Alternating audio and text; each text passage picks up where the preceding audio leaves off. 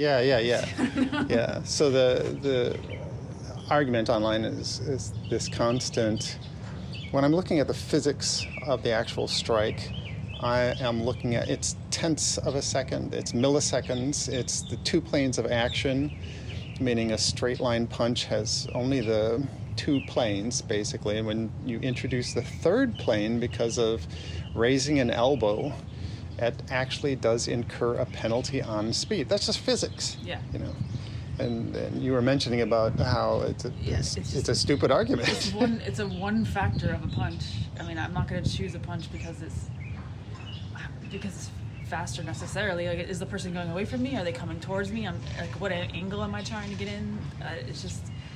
It's not the deciding factor of what punch I would choose. I mean, it's a factor. But Yeah. It's not entirely the end all be all Yeah. way to judge a punch, in my opinion. Yeah. And people will want to die on the hill of what they've trained all their life and what they've seen in their punches and so forth, and what they favor as all of a sudden it's truth. And it's like, well, equal training on either punch for the same person, same body mass, same everything else, will produce a faster punch by tenths of a second using just something that requires fewer muscle involvement, engagement, so less energy drain, and it's physics. I don't care if it's Wing Chun. I don't care if it's, whatever. It is. You're the one ranting now. Because now I am ranting. So it's physics. So here, my thing is, I don't care if it's Wing Chun, if it's a vertical fist. I don't care if it's boxing. I don't care if it's from Muay Thai. I don't care if it's from any of these other hundreds of martial arts. It has nothing to do with the physics of which I am speaking. My whole argument about this punch, the vertical punch, being faster than any other type of punch, a rotating punch that has to bring another plane of action involved, more muscles coming into play, more energy demand, even if it's on a minute scale. The vertical fist with fewer muscle actions on fewer planes of action is faster, even by milliseconds. It's faster. I'm talking physics. I don't care about your preference. I don't care about what you've trained in.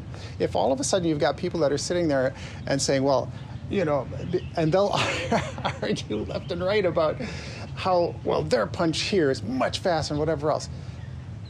As I said earlier, if you don't have equal training in all of your punches, meaning you don't know how to relax before you throw any punch, you don't know about the full mechanics that will get the most efficient execution of that punch over any particular period of time.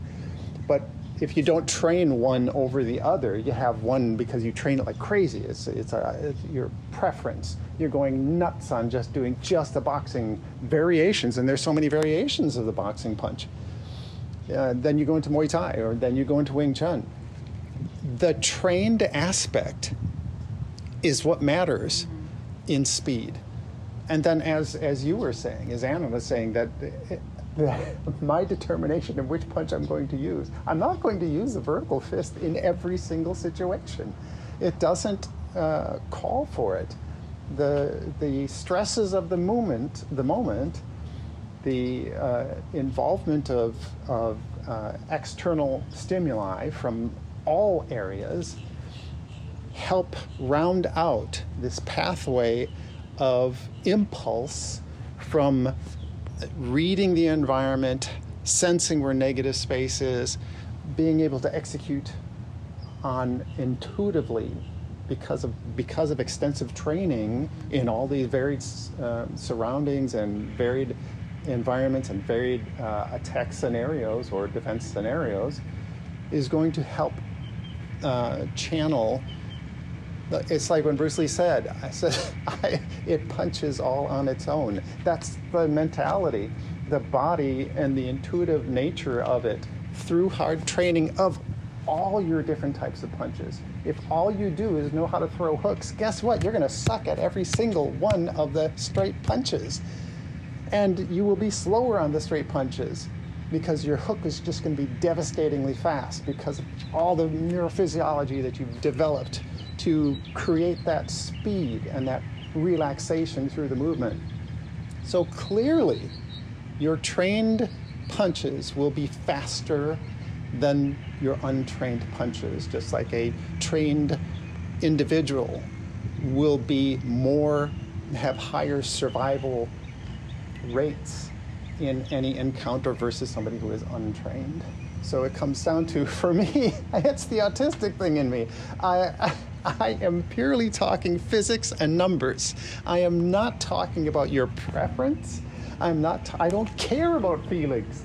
This has nothing to do with feelings. This has nothing to do with, well, I've been doing this for nothing to do with anything other than the actual physics of action and execution.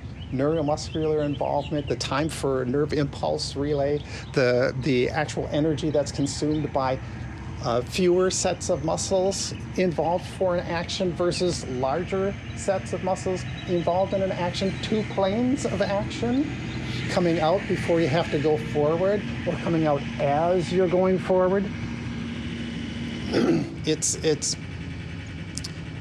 I've spent too many hours doing all the biomechanics, doing all of the studies. Every single time it comes down to the physics of it proves one is faster than the other.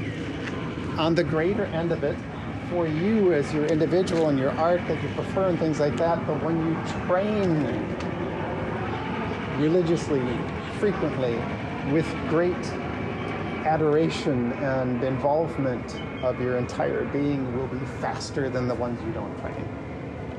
I hope that clears it all up, and I hope that ends this debate, because on a physics basis, fewer muscles, fewer planes of action will be faster. Everything else being equal, that means the training for every single other type of punch being equal, same person, same individual performing the action, fewer is more efficient.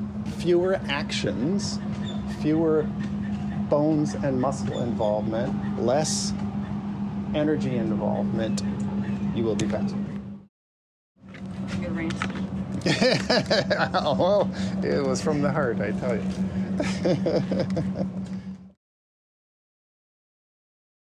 If you're interested, I've also compiled our own research paper regarding the biomechanics, physics, and kinesthetics of these punches. Find them on our Core JKD Patreon page. Links in the description of this video.